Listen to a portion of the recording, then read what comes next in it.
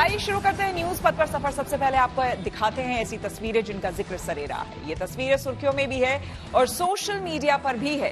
इनसे आपका बाखबर होना बेहद जरूरी है क्योंकि चौराहे पर इन्हीं की चर्चा है। शादी के बाद बेटियां पराई नहीं होती, ये बात समझाने की कोशिश की है रांची के एक पिता ने, जो ससुराल में घुट-घुट कर जी रही अपनी बेटी को गाजे बाजे के साथ घर वापस ले आए हैं।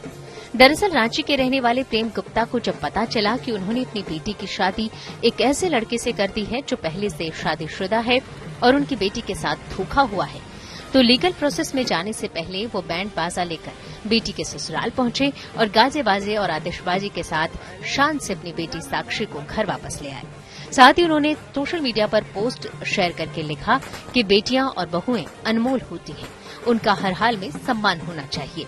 वहीं साक्षी ने कहा कि उन्हें अपने माता पिता पर गर्व है जो बेटियों के लिए ऐसी सोच रखते हैं।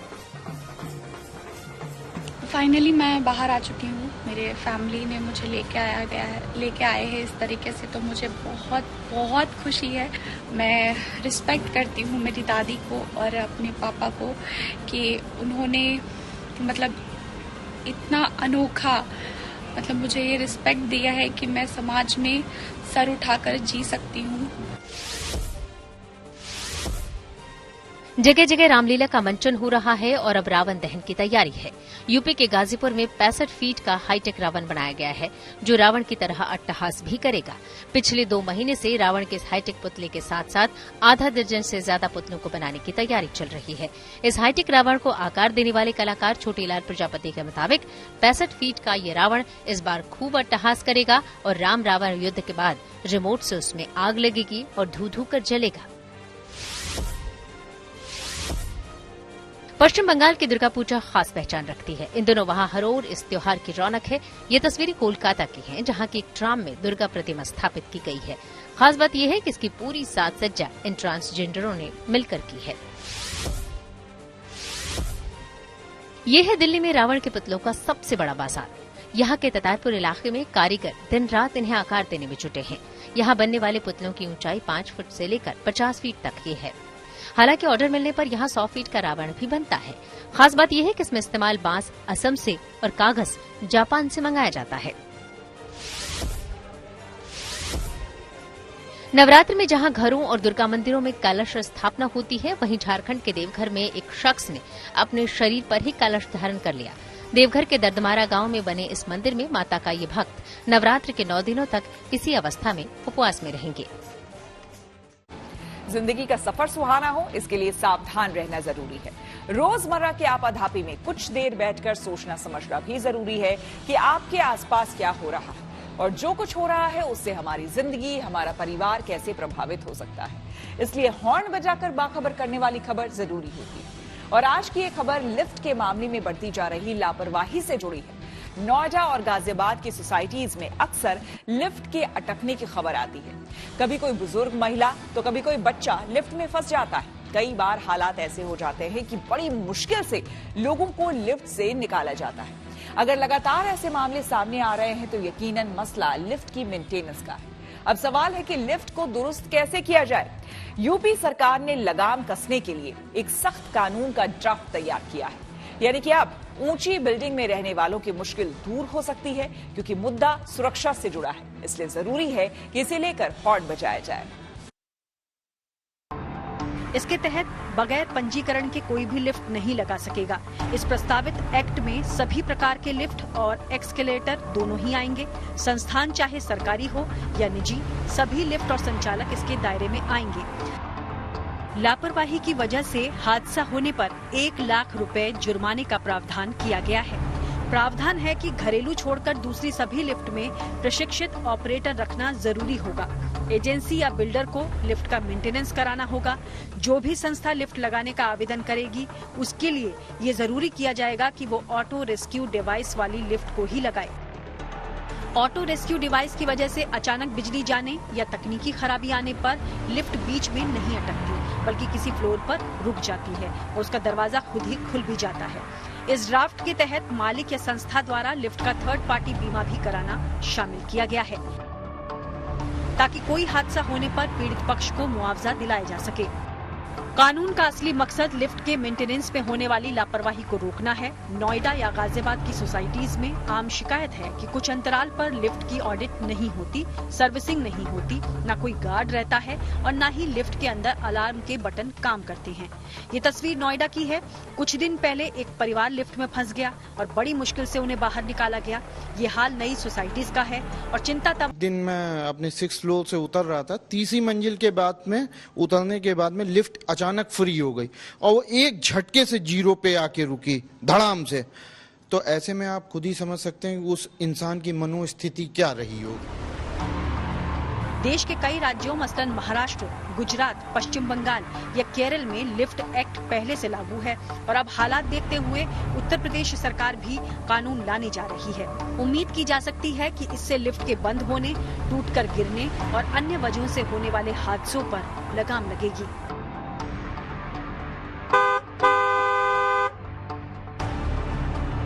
Bureau report, good news today.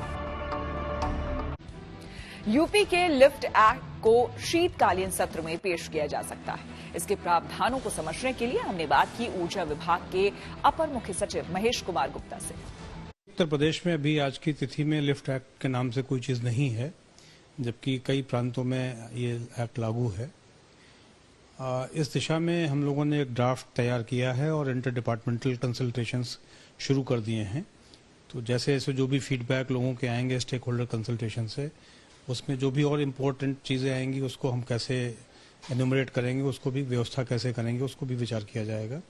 जितने भी, चाहे वो पब्लिक प्रेमाइसेस के एक कोई इंडिविजुअल भी ओनर हो सकता है, कोई फर्म भी हो सकती है, कोई बॉडी कॉर्पोरेट भी हो सकती है, कोई सोसाइटी भी हो सकती है, कोई एसोसिएशन जिसको आप RWA कह रहे हैं वो भी हो सकती है। तो इस टाइप के जितने भी संघ हैं उनकी जिम्मेदारियां होंगी और उनको मेंटेन करना बहुत जरूरी होगा। जिन लोग जो AMC करेंगे या जो मैन्युफैक्चरर्स होंगे उनके ऊपर भी जिम्मेदारी दी गई है कि वो क्वालिटी मेंटेनेंस करें, प्रॉम्प्ट रिस्पॉन्स करें चीज़ों को, क्वालिटी मशीन्स की सप्लाई करें, जो भी मशीन्स हो उसके स्पेयर्स अवेलेबल हों ताकि टाइमली उनका रिपेयर भी हो सके।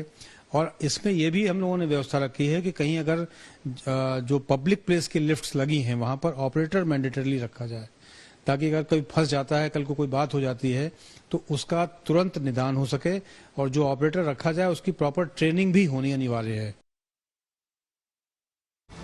त्योहारों के मौके पर केंद्रीय कर्मचारियों को सरकार की ओर से मिला है तोहफा। ये सीधे लिए चलते हैं आपको न्यूज एक्सप्रेसवे पर, जहां देश भर की कुछ और जरूरी खबरें कर रही हैं आपका इंतजार। त्योहारों के मौके पर केंद्रीय कर्मचारियों को सरकार की ओर से तोहफा मिला है। इनका DA यानी महंगाई भत्ता 4% बढ़ा दिया गया है। कैबिनेट की बैठक में ये फैसला लिया गया। ये बढ़ी हुई दर 1 जुलाई से लागू मानी जाएगी, यानी अगली तनख्वाह के साथ केंद्रीय कर्मचारियों को 4 महीने का एरियर भी मिलेगा और पेंशन पाने वाले कर्मचारियों को भी इसका फायदा होगा। इससे पहले इन्हें 42% DA मिल रहा था। छत्तीसगढ़ के पूर्व मुख्यमंत्री और बीजेपी नेता रमन सिंह ने दूसरे चरण की वोटिंग के लिए चुनाव तारीख में बदलाव की मांग की है। उन्होंने 17 नवंबर को वोटिंग की तारीख बदलने के लिए चुनाव आयोग से अपील की है। उनकी दलील है कि 17 तारीख को छठ पूजा है और इसकी वजह से बड़ी संख्या में मतदाता वोटिंग में हिस्सा नहीं ले पाएंगे, लिहाजा मतदान की तारीख आगे बढ़ा दी जाए। चुनाव आयोग ने छत्तीसगढ़ में दूसरे चरण के मतदान के लिए 7 और 17 नवंबर की तारीख तय की है। किसानों के लिए गुड न्यूज। केंद्र सरकार ने गेहूं और मसूर समेत रबी की 6 फसलों पर MSP यानी न्यूनतम समर्थन मूल्य बढ़ा दिया है।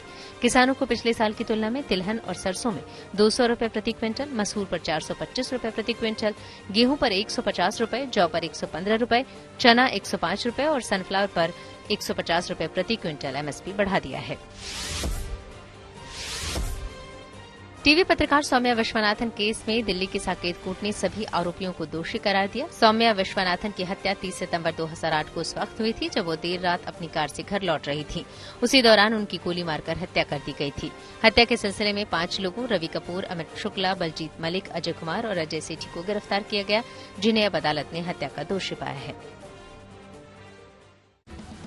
खबरों के एक्सप्रेस वे से आगे रुक करते हैं सियासी ढाबे का, जहां आज की बड़ी खबर मौजूद है। समाजवादी पार्टी के नेता आजम खान, उनकी पत्नी और बेटे को अदालत ने फर्जी बर्थ सर्टिफिकेट मामले में दोषी करार दिया और 7-7 साल की सजा सुना दी। इधर आजम खान सपरिवार जेल गए, उधर अखिलेश यादव ने धर्म का कार्ड खेल दिया। कहने की जरूरत नहीं है कि चुनावी माहौल में आजम खान का जेल जाना समाजवादी पार्टी और बीजेपी दोनों के लिए मुद्दा है। पाप का घड़ा एक न एक दिन फूटता ही है। इंसाफ में और फैसले में फर्क होता है। ये फैसला हुआ, जैसी करनी वैसे भरनी। आजम खान साहब मुसलमान हैं, इसलिए उन्हें इस तरह की सजा का फेस करनी पड़ रही है। बेटे के फर्जी बर्थ सर्टिफिकेट के मामले में आजम खान एक बार फिर जेल चले गए। पत्नी तंजीम फातिमा और बेटे अब्दुल्ला आजम भी जेल गए, क्योंकि तीनों को अदालत ने 7-7 साल की सजा सुनाई है। इंसाफ में और फैसले में फर्क होता है। ये फैसला हुआ। रामपुर के एमपी एमएलए कोर्ट ने अब्दुल्ला आजम के फर्जी बर्थ सर्टिफिकेट मामले में आजम परिवार को अधिकतम सजा सुनाई। इस तरह तय हो गया कि निचली अदालत से तीनों को जमानत नहीं मिलेगी। फिलहाल जेल जाने के अलावा कोई रास्ता नहीं था। इसमें अब्दुल्ला आजम खान का जो 2 जन्म प्रमाण पत्र था, 22 वर्ष तक तो एक जन्म प्रमाण पत्र रहा, एक 1993 की जन्मतिथि में, जिसमें आपने ये तमाम यात्राएं की, तमाम शैक्षिक योग्यताएं ली, पासपोर्ट बनवाए, तमाम चीज की संपूर्ण लाभ लिया। और 22 वर्ष बाद अचानक एक जन्मतिथि को कहते हुए कि हम इस समय पैदा हुए थे, 90 में पैदा हुए थे, नगर निगम लखनऊ से बनवाया। आजम खान के बेटे अब्दुल्ला आजम के बर्थ सर्टिफिकेट का विवाद 2017 के विधानसभा चुनाव से जुड़ा है। तब रामपुर की स्वार सीट से जीते अब्दुल्ला पर 2-2 बर्थ सर्टिफिकेट रखने का आरोप लगा था। एक सर्टिफिकेट 28 जून 2012 को जारी हुआ, जो रामपुर नगर पालिका ने जारी किया था। इसमें अब्दुल्ला के जन्मस्थान के रूप में रामपुर को दिखाया गया है, जबकि दूसरा जन्म प्रमाण पत्र जनवरी 2015 में जारी किया गया। इसमें अब्दुल्ला के जन्मस्थान को लखनऊ दिखाया गया है। पहले सर्टिफिकेट में उनके जन्म का साल 1993 है, जबकि दूसरे में 1990 का जिक्र है, जिसके आधार पर अब्दुल्ला आजम ने विधानसभा चुनाव लड़ने की पात्रता दिखाई और चुनाव लड़े। हालांकि वो चुनाव में जीते, लेकिन जन्म प्रमाण पत्र फर्जी पाने के बाद उनकी सदस्यता रद्द कर दी गई थी।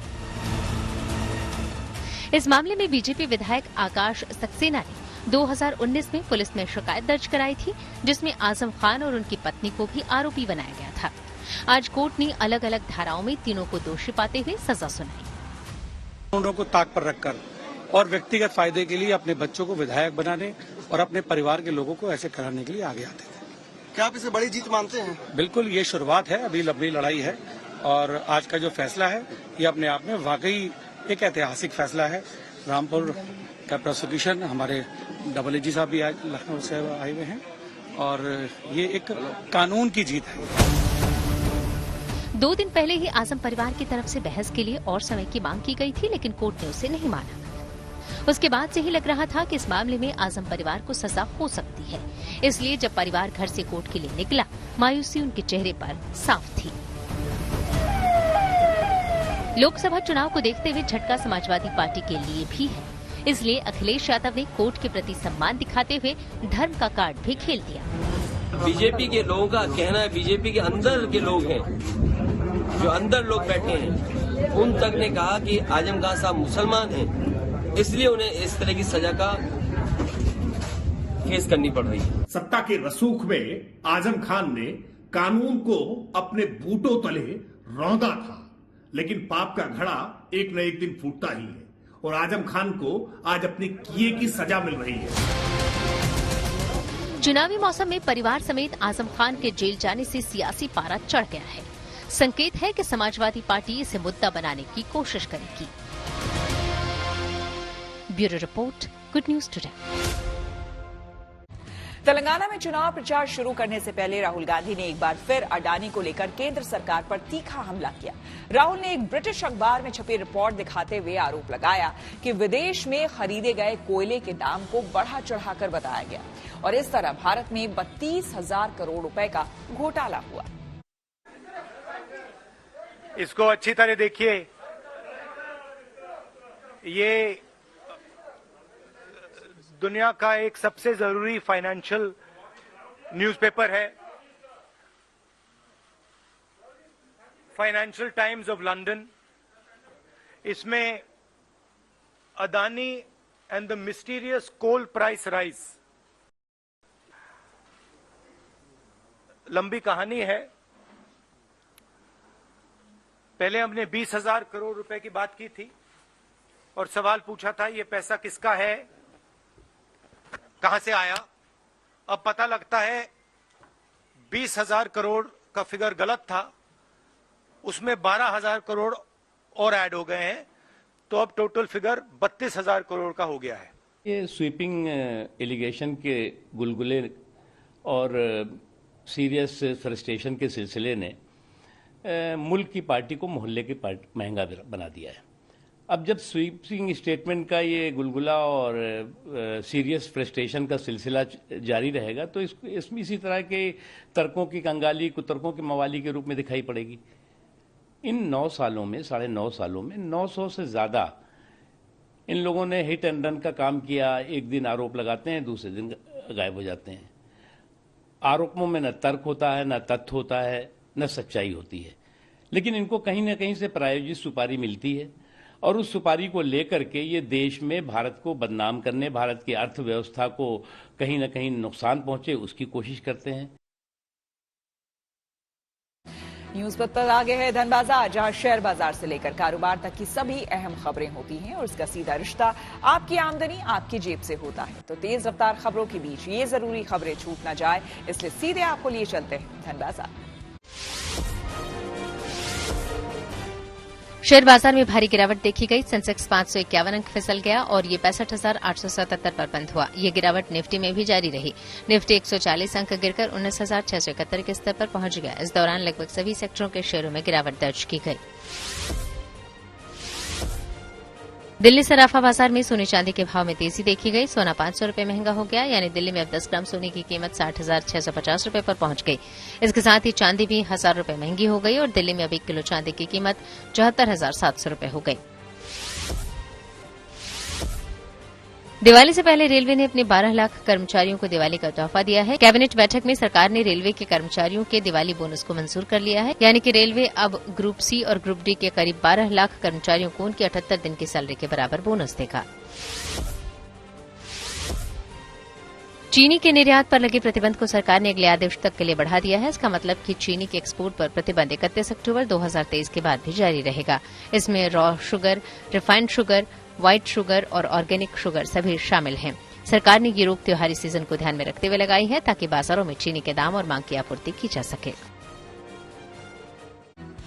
और अब रुक करते हैं प्रगति मार्ग का, जहां ऐसी खबरें हैं जो कि देश की तरक्की, प्रगति और लोगों की काबिलियत दिखाती है। पंजाब में बड़ी तादाद में युवा नशे की गिरफ्त में हैं। ऐसा नहीं है कि वो इस दलदल से निकलना नहीं चाहते, लेकिन एक सच ये भी है कि लगातार नशा इंसान की इच्छा शक्ति को कमजोर बना देता है। ऐसे में सीएम भगवंत मान ने उन्हें इस दलदल से निकालने के लिए अनूठी पहल की। गली क्रिकेट की शुरुआत की है, जिससे कि गांव, मोहल्ले, कस्बों और शहरों के युवा बड़ी तादाद में जुड़ रहे हैं। वहीं करीब 40,000 स्कूली बच्चों ने अमृतसर में हरमिंदर साहिब के प्रांगण में नशे से बचने का संकल्प लिया। अमृतसर में श्री हरमंदिर साहिब के दरबार में हमेशा रौनक रहती है, लेकिन ये उजाला पहली बार फैला है जब यहाँ करीब 40,000 बच्चों ने नशे को ना कहने का संकल्प लिया, अरदास की। इस नाल सर पंजाब दा भविष्य उज्जवल होएगा। परमात्मा चाहे ते बच्चे जड़े तरक्की करनगे, पढ़ाई वाल ध्यान देंगे, नशा छड्डणगे। एक सी वेशभूषा, एक से परिधान में श्री हरमिंदर साहब के आंगन में बैठे ये बच्चे पंजाब का भविष्य हैं, जिन्हें संवारने की कवायद हो रही है। पंजाब सरकार ने इसके लिए नई पहल की है। युवाओं में बढ़ता नशा पंजाब को कमजोर कर रहा है और इसकी जड़ें इतनी गहरी हैं कि इससे पार पाना आसान नहीं। लेकिन मुख्यमंत्री भगवंत मान ने इसका तोड़ निकाला है। युवाओं को खेलों से ज्यादा जोड़ने का प्रयास हो रहा है। पंजाब पुलिस भी इसमें अहम रोल अदा कर रही है। अमृतसर पुलिस ने युवाओं को नशे से दूर रखने के लिए गली क्रिकेट शुरू किया, जो अब ग्राउंड तक पहुंच गया है और इनकी हौसला अफजाई के लिए खुद मुख्यमंत्री भगवंत मान पहुंचे। 10,000 ਬੱਚਾ ਇੱਥੇ ਹੈ ਜਿਨ੍ਹਾਂ ਨੇ ਪਲੇਜ ਲਈ ਹੈ ਕਿ ਪੰਜਾਬ ਦੇ ਵਿੱਚੋਂ ਜਿਹੜਾ ਨਸ਼ਾ ਹੈਗਾ ਉਹ ਖਤਮ ਜਿਹੜਾ ਉਹ ਕਰਨਾ ਹੈਗਾ। ਸੋ ਬਹੁਤ ਵੱਡਾ ਇਨੀਸ਼ੀਏਟਿਵ ਜਿਹੜਾ ਇਹ ਲਿਆ ਹੈਗਾ। ਮੈਂ ਇਹਦੇ ਲਈ ਸੀਐਮ ਸਾਹਿਬ ਦਾ ਬਹੁਤ ਧੰਨਵਾਦ ਕਰਦਾ ਇੱਥੇ ਪਹੁੰਚੇ ਆ ਤੇ ਖਾਸ ਤੌਰ ਤੇ ਮੈਂ ਜਿੱਥੇ ਅੰਮ੍ਰਿਤਸਰ ਵਾਸੀਆਂ ਨੂੰ ਵਧਾਈ ਦਿੰਦਾ। अच्छी बात यह है कि उनकी ये कोशिश रंग ला रही है। बड़ी तादाद में युवा इस मुहिम से जुड़ रहे हैं। उम्मीद है युवाओं का क्रिकेट के प्रति ये जोश नशे से उन्हें दूर ले जाएगा और बच्चों के उज्जवल भविष्य की अरदास भी पूरी होगी। Amit Sharma, Amritsar, good news today. News पथ के सफर में अब सोशल अड्डा पर थोड़ा सा रुकते हैं और यहाँ आज के मुद्दे की हम चर्चा करते हैं। आज बात होगी कोलकाता की पहचान मानी जाने वाली पीली टैक्सी सर्विस की, जिसमें कि नई जान फूंकने के लिए राज्य की ममता सरकार ने हाईटेक कदम उठाया है। पश्चिम बंगाल सरकार ने पीली टैक्सी के लिए यात्री साथी नाम का एक मोबाइल ऐप लॉन्च किया है। इस सरकारी ऐप पर अब तक कोलकाता की 22,000 से ज्यादा कैब और पीली टैक्सी जुड़ चुकी है। दरअसल ऐप के जरिए कैब सर्विस देने वाली प्राइवेट कंपनी ओला और उबर के मार्केट में आने से पीली टैक्सी की संख्या लगातार घट रही थी। अनुमान है कि हर साल 600 से 700 पीली टैक्सी कोलकाता की सड़कों से गायब हो रही थी। कोविड महामारी से पहले जिन पीली टैक्सी की संख्या करीब 18,000 थी, वो आज की तारीख में घटकर सिर्फ 6,000 रह गई है, जबकि रोजाना 1 लाख राइड वाले कोलकाता शहर में प्राइवेट ऐप के जरिए चलने वाली कैब की संख्या लगभग 36,000 है। ऐसे में राज्य के आईटी एंड इलेक्ट्रॉनिक्स डिपार्टमेंट ने सभी पीली टैक्सी को एक प्लेटफॉर्म पर लाने के लिए नया मोबाइल ऐप यात्री साथी तैयार किया। ये सरकारी app no profit no loss mode पर काम करता है, यानी कि इससे जुड़े ड्राइवर्स को हर राइड के लिए सिर्फ मेंटेनेंस चार्ज के रूप में 10 से 12 रुपए ही देने होते हैं, जबकि प्राइवेट कंपनी मोटा कमीशन वसूलती है। यही नहीं, इस ऐप पर यात्री बिना किसी सरचार्ज और कमीशन के सीधे टैक्सी ड्राइवर को पेमेंट करते हैं, जो दूसरी कैब के मुकाबले सस्ती पड़ती है। जानकारी के मुताबिक इस ऐप को अब तक 5 लाख से ज्यादा लोग डाउनलोड कर चुके हैं और इसका इस्तेमाल कर रहे हैं। इस ऐप के जरिए रोजाना औसतन लगभग 5,000 राइड बुक की जा रही है। ऐप पर रजिस्टर्ड सभी ड्राइवर्स का उनके आधार नंबर से वेरिफिकेशन किया जाता है और बैकग्राउंड भी चेक होता है। जाहिर है, बंगाल सरकार का ये मोबाइल ऐप कोलकाता में पीली टैक्सी चलाने वाले ड्राइवर्स के साथ ही कैब में सफर करने वालों के लिए भी बड़ा फायदेमंद है। हमने इसी सर्विस को लेकर कोलकाता के कुछ लोगों से बात की और उनकी राय जानी। ये जो ऐप का जो यूज है, उसमें कितना फायदा हो रहा है, पैसा यात्री कैसा मिल रहा है? ठीक, यात्री को भी सुविधा है, ड्राइवर को भी सुविधा है। न तो झमेला करना पड़ता है जो मुझे 500 चाहिए, और न तो यात्री को झमेला करना पड़ता है भैया 300 ही देंगे। जो दिखा रहा है गवर्नमेंट ठीक फेयर दिखा रहा है। ऐप से हम लोग बुक कर सकेंगे तो योलो टैक्सी का बुकिंग बढ़ जाएगा, क्योंकि ओला उबेर आने के बाद ये लोगों का बुकिंग बहुत कम हो गया है। फिर से टैक्सी वालों बुकिंग मिल रहा है उन लोगों को। मैंने देखा है कि बहुत सारा योलो टैक्सी अभी रास्ते पे चल रहा है, तो अच्छा ही होगा। Hope for the best. बढ़िया है भैया, बहुत अच्छा है, अच्छा है, बुकिंग भी आ रही है, बहुत अच्छा चल रहा है। और पैसा? हम लोग पैसा तो संग संग मिल रहा है, कोई तकलीफ नहीं, बहुत अच्छा है। ओला उबेर था, जैसे हम लोग ऑनलाइन में बुक करते हैं, अगर ये ऑनलाइन में बुक करते हैं, इन लोगों का थोड़ा ये भी बढ़ जाएगा। जैसे हम लोग का प्रिजर्वेशन का जो ये है वो भी बढ़ जाएगा, और हम लोग आसानी से टैक्सी या ये फैसिलिटीज हम लोग अवेल कर पाएंगे। क्योंकि ओला और उबेर जो है वो आपका नॉर्मली क्या होता है, जैसे ही बारिश के टाइम में अनअवेलेबल रहता है, तो अवेलेबिलिटी भी इसका बढ़ेगा, और इन लोगों का भी जो ओला उबेर आने से इन लोगों का जो लॉस हुआ है या ये हुआ है, वो भी थोड़ा इस एंगल से ये बहुत अच्छा, it's a good opportunity for them also. सबसे पहला बात है कि हम लोग कोलकाता में पीला टैक्सी का एक अलग ही हम लोग का वैल्यू है, तो हम लोग को इसको थोड़ा देखकर संग बचाना ही पड़ेगा इसको, क्योंकि जब से ओला उबेर आया है कहीं ना कहीं लोगों को नुकसान हुआ है, ये सबको मानना पड़ेगा, सब कोई जानता भी है। तो अगर ऐप में कनेक्ट कर देंगे तो इनको रोजगार भी बनेगा, और जो हम लोग कोलकाता में जो अलग पहचान रखता है पीला टैक्सी, उसको भी एक अलग से फिर से नया बूस्ट मिलेगा। तो हमको लगता है बहुत ही अच्छा स्टेप है। अगर इस तरह का कुछ भी सरकार के द्वारा किसी के द्वारा अगर प्रायोजित किया जा रहा है, बहुत अच्छा चीज है। गवर्नमेंट ने एक ऐप निकाली है, और इस ऐप्स को जो है कि सारे सवारी यूज कर सकते हैं और साथ में ड्राइवर्स भी यूज कर सकते हैं, ताकि बहुत इजीली ये जो ऐप है उसमें एक्सेस हो, और साथ में जो गाड़ी है, जो सवारी है, वो बहुत जल्द मिले। कैमरा में और घोष के साथ Anirban Sinha Roy, good news today, Kolkata. Nokia ने लॉन्च किया अपना नया 5G स्मार्टफोन। टेक्नोलॉजी से जुड़ी ऐसी ही हर एक जरूरी खबर को जानने समझने के लिए आइए आपको लिए चलते हैं डिजिटल गली। सोशल मीडिया कंपनी एक्स अपने ग्राहकों से पोस्ट के लिए सालाना फीस ले रही है। हालांकि एक्स ने ये प्लान न्यूजीलैंड और फिलीपींस के यूजर्स के लिए शुरू किया है और वहां के अनवेरिफाइड यूजर्स को इसके लिए 1 साल के लिए $1 का एनुअल फीस देना होगा। इस नए सब्सक्रिप्शन प्लान को नॉट अबाउट नाम दिया है। ये फिलहाल अभी टेस्टिंग फेज में है। गूगल ने ऐलान किया है कि वो अपने गूगल ड्राइव से जुड़े नियमों में बदलाव करने जा रहा है। खबर है कि 2 जनवरी 2024 से फाइल डाउनलोड करने के लिए थर्ड पार्टी कुकीज की जरूरत नहीं होगी और इस नियम के लागू होने से उन यूजर्स को खासी राहत मिलेगी जो गोपनीयता के बारे में चिंतित रहते हैं। अभी तक गूगल ड्राइव पर डेटा सेव करने के लिए थर्ड पार्टी ब्राउजर की जरूरत होती थी। स्मार्टफोन मेकर कंपनी नोकिया ने अपना नया 5G स्मार्टफोन लॉन्च कर दिया है। इस नए स्मार्टफोन का नाम नोकिया G42 रखा गया है। ये स्मार्टफोन खरीदने पर कंपनी की ओर से ब्लूटूथ हेडफोन फ्री दिया जाएगा। भारत के 3 बल्लेबाज शामिल। खेल जगत से जुड़ी कुछ और खबरों को जानने के लिए आइए सीधे आपको लिए चलते हैं खेल चक्कर। आईसीसी रैंकिंग में टीम इंडिया के कप्तान रोहित शर्मा 6वें स्थान पर पहुंच गए हैं। आईसीसी की टॉप 10 बैटिंग रैंकिंग में भारत के 3 बल्लेबाज शामिल हैं। इसमें दूसरे नंबर पर शुभमन गिल, 6वें नंबर पर रोहित और 9वें नंबर पर किंग कोहली काबिज हैं। वहीं गेंदबाजी में ऑस्ट्रेलिया के जोश हेजलवुड पहले नंबर पर कब्जा जमाए हुए हैं, जबकि भारत के मोहम्मद सिराज तीसरे स्थान पर पहुंच गए। मेंस वनडे वर्ल्ड कप में फील्डिंग को लेकर आईसीसी ने रैंकिंग जारी की है। इस रैंक में भारत के स्टार बल्लेबाज विराट कोहली 22.30 अंक के साथ नंबर 1 पर काबिज हैं। आईसीसी ने सभी टीमों को 3-3 मैचों के आधार पर मैदान पर बचाए गए रनों और बेहतरीन फील्डिंग के लिए रैंकिंग जारी की है। वहीं इस सूची में इंग्लैंड के पूर्व कप्तान जो रूट दूसरे नंबर पर हैं। वनडे वर्ल्ड कप में भारत 19 अक्टूबर को अपना अगला मुकाबला खेलेगा। ये मुकाबला पुणे में भारत और बांग्लादेश के बीच खेला जाएगा। भारत इससे पहले अपने तीनों मुकाबले जीतकर इस वक्त टेबल टॉप पर है, जबकि बांग्लादेश 3 मैचों में 1 जीत के साथ 7वें नंबर पर मौजूद है। इसी के साथ न्यूज पक में मेरे यानी श्वेता झा के साथ फिलहाल इतना ही। देश दुनिया की तमाम पॉजिटिव खबरों के लिए आप देखते रहिए गुड न्यूज टुडे।